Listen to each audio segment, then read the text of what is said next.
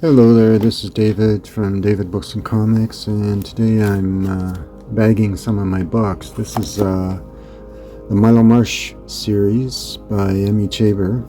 Emmy Chaber is Kendall Foster Crossan, the guy who created the Green Llama. And Milo March is a famous insurance investigator for an insurance company. He's a world traveler. He functions almost like a spy in many of these novels. This one is not a Milo March. This is as by Christopher Monig, Once Upon a Crime, and it's a mystery novel. Masterpieces in the Art of Murder, says the Atlanta Journal. So I'm just bagging some of these rare books and taking the sticker off. It has some beautiful covers by people like Robert McGinnis. So one of the great cover artists, signature artist in terms of the quality of his artwork. Usually his models have these very kind of long legs. That's what he's known for. Anyway, this is the number 22 of that series. These all came out from Popular Library, right? Here's number 19 in the series. This is a Milo March mystery. And there's a blurb from the Columbus Dispatch. Milo March is in top form. And there's the McGinnis signature. These are very collectible just for the covers. You can see, often featuring these models with these very sexy looking outfits. And you'll see here, yeah, you'll look at the character, the face of the character. He's meant to look like let's see, you can't see it there so much. You can certainly see it there. He's meant to look like James Coburn, and you can see here James Coburn in his younger days. Alright, these two are bagged. This is bagged. This one is already bagged. This is number 13. No Grave for March. 6 who ran. And here's number 18. The Gallows Garden. Let's see. Excellent blurbs. And the original cover is 1958. These are new editions, obviously. That's that one. San Francisco Chronicle. All over the U.S. they had all kinds of positive reviews from the different newspapers. Kendall Foster Crossan was a very gifted writer. He started writing for the pulps, and I think he wrote science fiction, if I'm not mistaken. And of course, he created a book I have, the original Green Lantern. Right, so that's that one. And then we have this one. This is number 17. As Old as Kane. I wonder what that is. This one is... I don't have another copy, I don't think. So I'm going to put this one in a bag anyways. Milo March could teach James Bond tricks. You can't beat these covers. Yeah, that's number 17.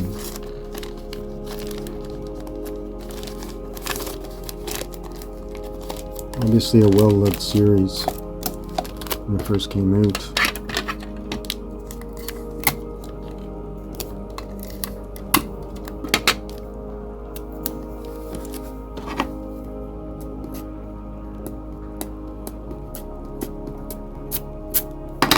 go. Take that sticker off. Next one, 16. Hangman's Harvest. Look at that cover. And there's your long-legged model. And there's your James Coburn. This is a 1971 edition, popular, paperback library it's called. Hangman's Harvest.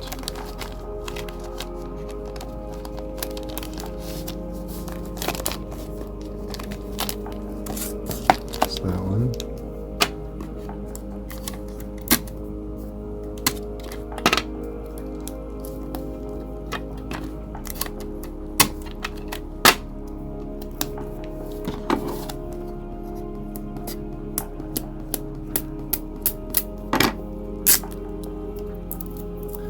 What does Anthony Boucher say? Strongly readable. Okay. Lots of reviews. Action present in full force. Lots of hyperbole. And there's McGinnis's signature right there on the bottom. See if you can see that. Without the shadows. There's that. It's quite a stack. This is A Hearse of Another Color. Milo March has fast become one of the favorite detectives, and this is one of his very best, packed with thrills, adventure, and humor. Okay. Right, and sitting on top of a coffin. How's that for a cover? You don't see that kind of cover anymore. Okay.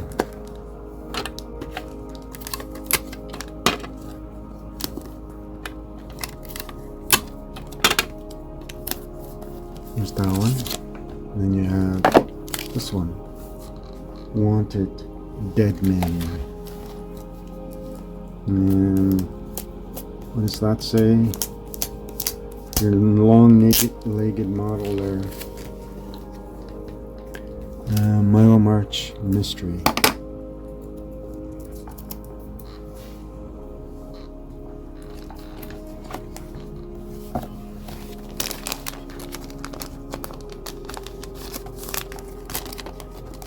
That's that one.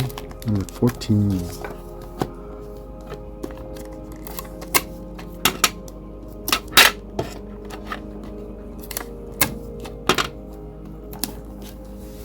Okay, that's that. Wanted Dead Man. Really nice tight copies of these books. It's a great series to collect. This is a blurb from the New Yorker, prestigious magazine from New York City. It says, shrewd, solitary, a hard drinker, and splendidly male. Milo March knows how, and Milo never gives up. The New Yorker. Okay. Lots of positive hyperbole there. So that's no grave for March.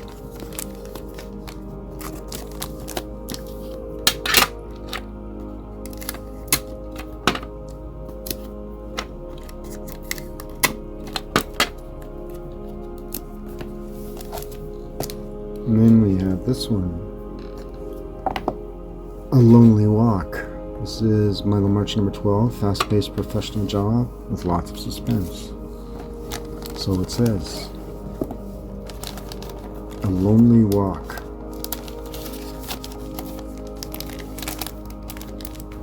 And this one's got a really, very James Coburn type cover.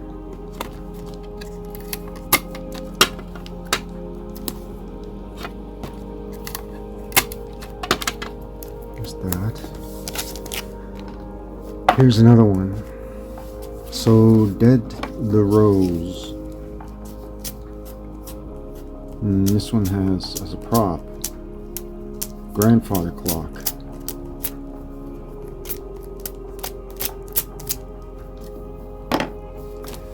Milo remains one of the most smoothly impudent of operatives.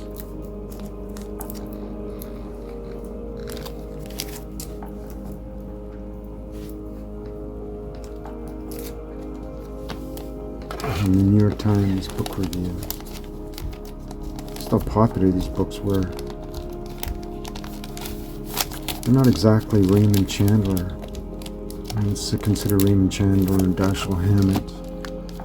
I want to call them superior writers, but more in the realist style.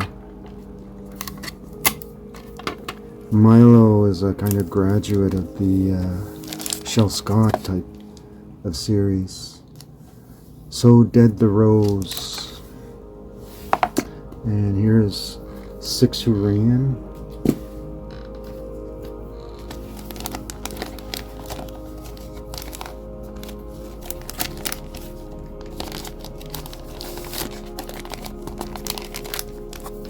Nice cover. Milo has quite the jacket there. I don't know if that's an evening jacket or what it is.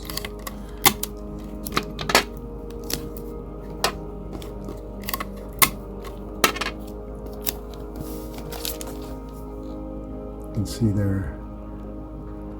And whoever had this series, I bought about 5 or 6 of them as a lot, and I just kept looking for them and collecting them. I went to a comic book store actually, and the dealer asked me, he had a small rack of paperbacks.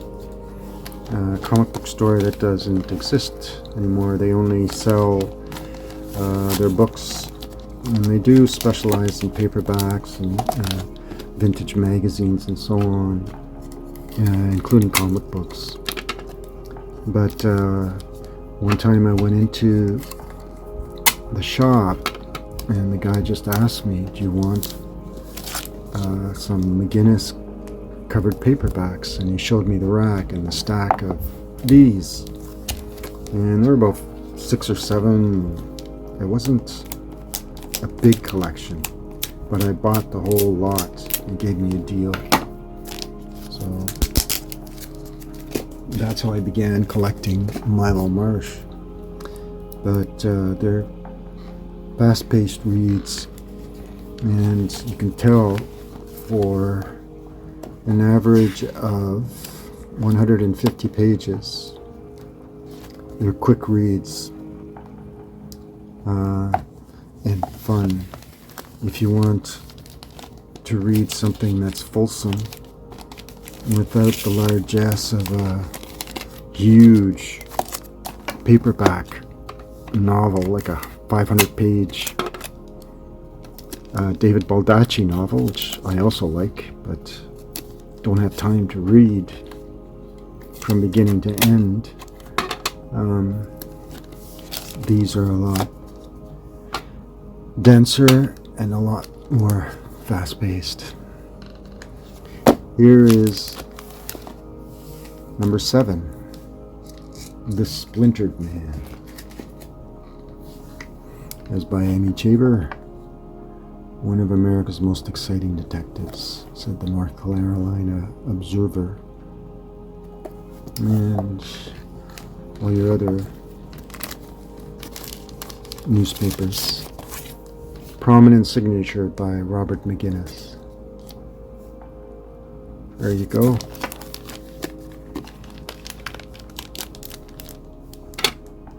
And you're wondering, when does this collection end?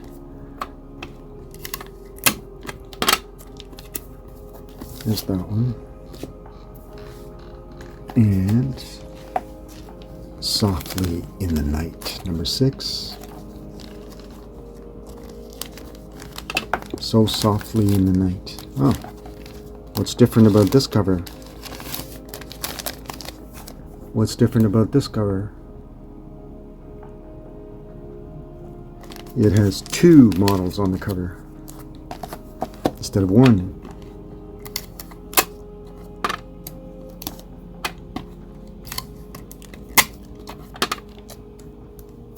Are these strictly cover buys? They're more than strictly cover buys, obviously, because of the content. So that's Softly in the Night, Milo March, number 6. And then we have Wild Midnight Falls. Milo March number 5. Now he doesn't look so much like Coburn there. He's got the short haircut though. So Wild Midnight Falls. Milo March number 5.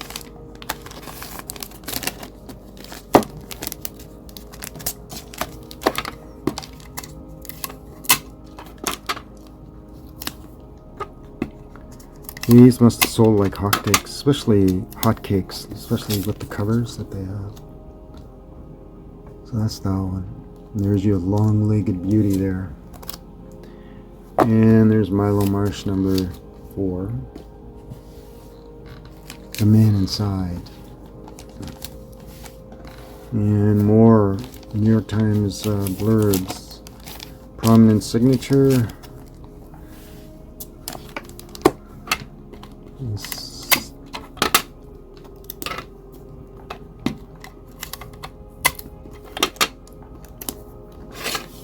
And the blurb says, the capers of Milo March are always breezily readable. Now, if you like a breezy read, Milo March does it for you. And this is number 3, The Day It Rained Diamonds.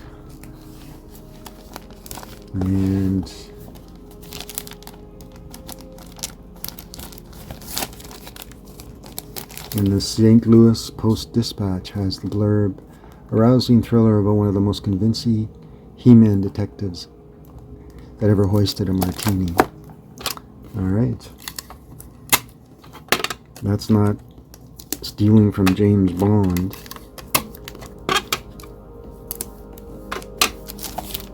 There you go. Here's number 2. A Man in the Middle. A Man in the Middle.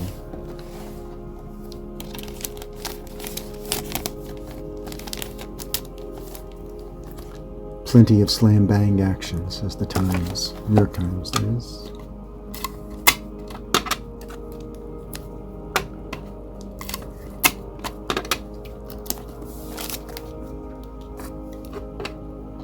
And there's number 1.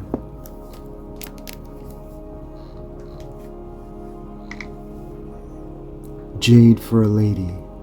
First class adventure, crime yarn, moving fast from New York to Hong Kong. Jade for a Lady.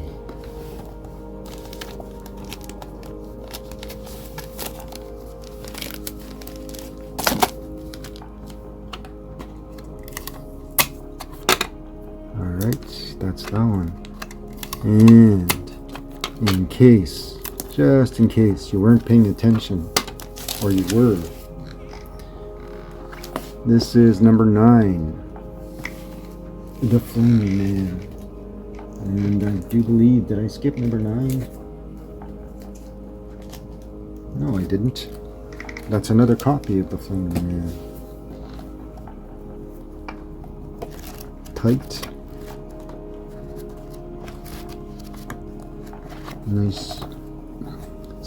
Nice reading copy.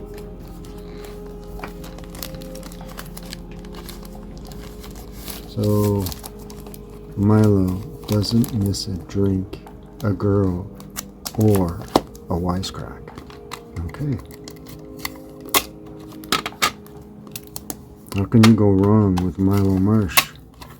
Like I said, he's a graduate of the more than James Bond. He's a graduate, and here's another copy of 6 Rand of the Shell Scott School.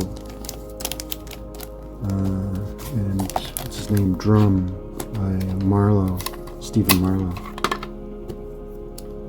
Hector Drum? Can't remember. I read one of the short stories, I should know.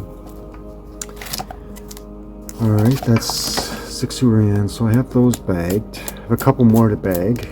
Bear with me. These are nice covers. These are, I should say, unusual covers, but you might enjoy seeing them. These are kind of rare. These are early paperback editions of Robert E. Howard's Solomon Kane. And this is a rough copy, but very tight copy. I've had this for years. I know because I have my old signature there. I've had it since the 70s. This is Solomon Kane. It has a bunch of short stories of his, featuring his adventures. This I've never bagged, just because of the damage to the cover. But anyway, for a good tight reading copy, pages are tight and nicely read. And here's another one. This is The Hand of Cain, the other stories. And this one features these stories: Hills of the Dead, The Hawk of Basti, Wings in the Night, and The Children of Asher. These are all horror type stories, but look at the space in the pages. It's like you can write in the margins if you wanted to. Alright, so this one's going in a bag.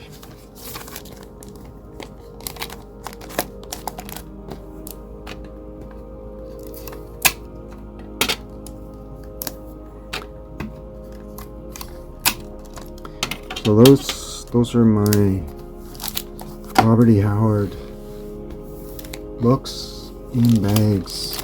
Solomon Kane. I just bagged my old Conans, so I bag those. And I had this for years. This is Michael Moorcock's Stormbringer. The Features of Elric and Melniboné. This is the climax of the whole series. This is the last book in the series, actually. I've had this for years, and I read this when I was in my teens. It's when, so in the 1970s, when many of some of my viewers, anyway, may never have been born. So that's that one. It was quite different. Here's another one, Stealer of Souls. I've had that for years. I only had the 4. This one, Stormbringer. I'll show you the other one after I get this in a bag. This is the Mayflower edition, and this is a Grenada Mayflower. Still in nice condition. I read these books, but even then they were hard to follow in just four editions. They didn't have it's an earlier than the Daws. So the Daws, I think, the 6 Daws of the 6 original series are really the kind of the complete. Everything else is add-ons. The last book that he wrote, which I have and I read, is pretty good. It's one of the better of the Elric. The ones where he attaches other lore, including like family and, you know, the whatchamacallit son, you know, the Dream Thief's daughter and all that, I didn't like as much. I liked the original series, plus the add-ons.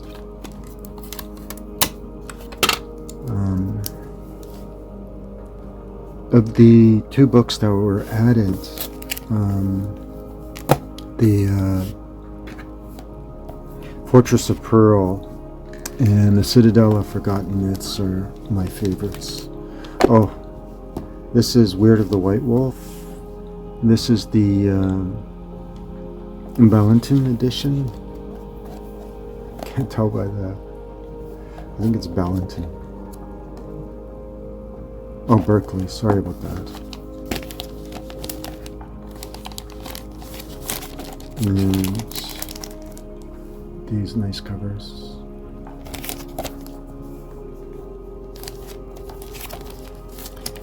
same cover artist who did these. The Elric Saga, the original Elric Saga that was published by the book club, science fiction book club.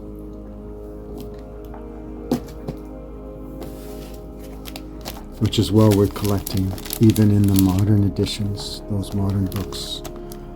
Beautiful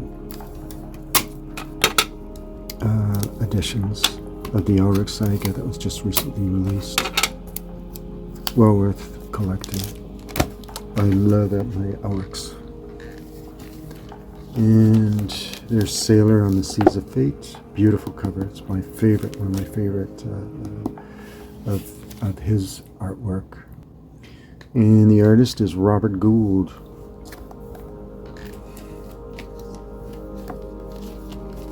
One of my favorites. Just a gorgeous cover. One of the better portrayals of Elric. In fact, I could have made the recent edition of the Elric Saga editions. Elric of Melnibone. And here's the first book that I've read. This is Elric of Melnibone, the first, chronologically the first of the Elric's saga. And really well written story. He wrote it very quickly, but it's just really well composed, well thought out. Mark of a true storyteller. The characterization, I love the characters he created. The characters he created, the friends of Elric. People like Tanglebones, for instance. The old torturer. Just fascinating characters.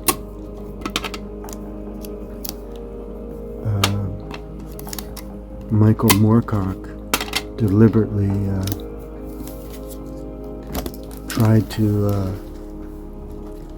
create a different kind of a universe than what was being created back then.